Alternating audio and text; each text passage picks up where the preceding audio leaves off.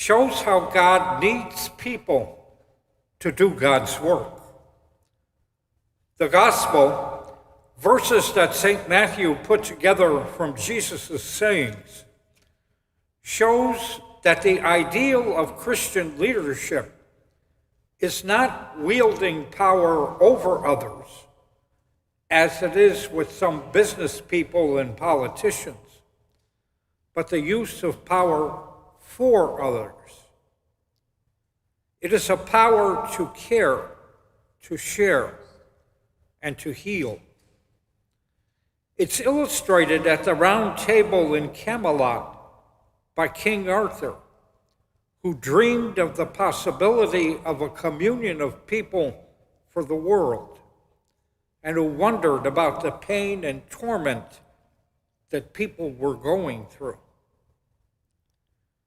Jesus' heart, Matthew says, was moved with pity for the crowds, a pity that went to the depths of his being. Literally, he was moved in the inner parts, as the Greek says. Jesus is moved with compassion, viscerally, in his gut. Jesus has been moved like this before, for the sick, for the blind, for those in the power of demons, for lepers whose life was a living death of isolation, for the widow mourning the death of her only son. Now he's moved by the sight of the crowds who were exhausted. From 1,000 petty persecutions, Jesus sees in these people all the marginalized, the tired, the abused, the sad, the abandoned. They're like sheep without a shepherd. They're what the Pharisees called the people of the land. Nice words, but a term the Pharisees used as derision for the poor who didn't know the law very well. The Pharisees' idea of leadership was to deal only with those who are profitable. Jesus saw the poor in a completely different way. These people are persons, and they're worthwhile. No matter how one views Christian administrative theory, the first necessity is prayer. Ask the master of the harvest, Jesus says. Without prayer, the leaders risk preaching themselves rather than Christ, making their work their own rather than Christ's, engaging in the process more to build their own kingdom rather than God's. The first petition of Jesus' prayer is to send out laborers. Jesus realizes God needs people. God needs you and me. When he summoned his 12 disciples, it might have been glorious for some of them to think that they were numbered to 12 after the 12 tribes of Israel. But they're just ordinary men without wealth, academic achievement, or social position.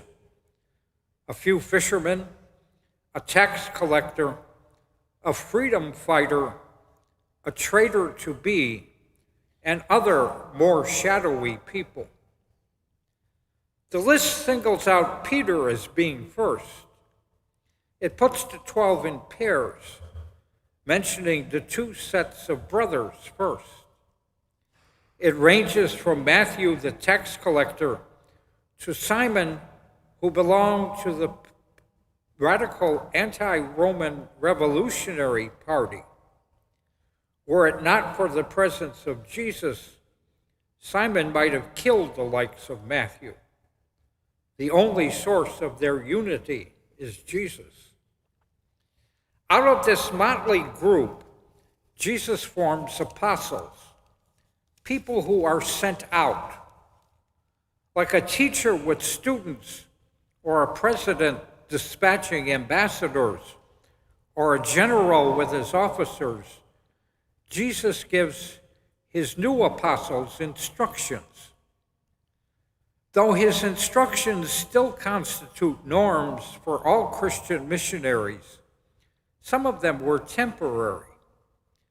He says, for instance, that they aren't to go into pagan territory or enter a Samaritan town. In effect, this limits them to Galilee. He had nothing against pagans or Samaritans. He himself would minister to both. But for the time being, practical administrative wisdom dictated that he limit his objectives. The Jews have the first call. The rest of the mission can come later. They are commanded to do as well as to teach, to cure the sick, raise the dead, seek the lost, and show compassion for the flock, especially the abandoned. They're to forget no one. Moses, too, had conveyed a mission to the Lord's people, to be witnesses to God's business, to be witnesses to God's holiness.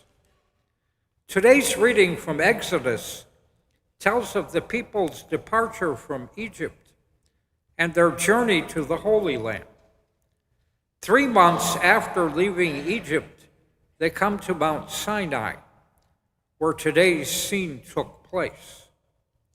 Amid clouds and thunder and lightning, Moses went up the mountain, where with solemnity and power, God reminded the people that in Egypt, God had borne them up on eagle wings.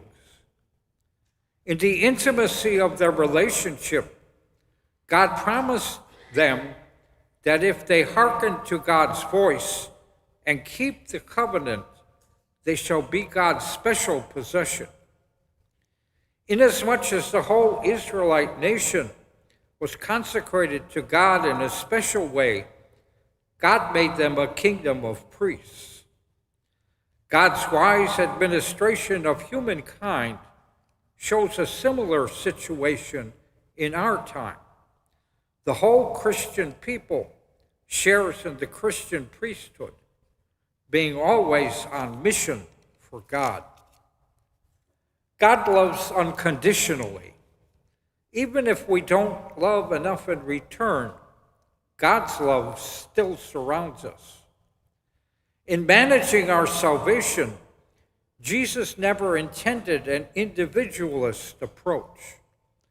Our first reading recalls the chosen people's relationship with God to be communitarian. That relationship continues with Jesus and us. This means finding joy in being God's people. St. John Chrysostom wrote, "Nothing is colder than a Christian who doesn't care for the salvation of others." Today we're called to break out of our little ice cubes. The home, the parish, and the workplace offer opportunities for us to accept God's mission as ours. God still needs people to do God's work.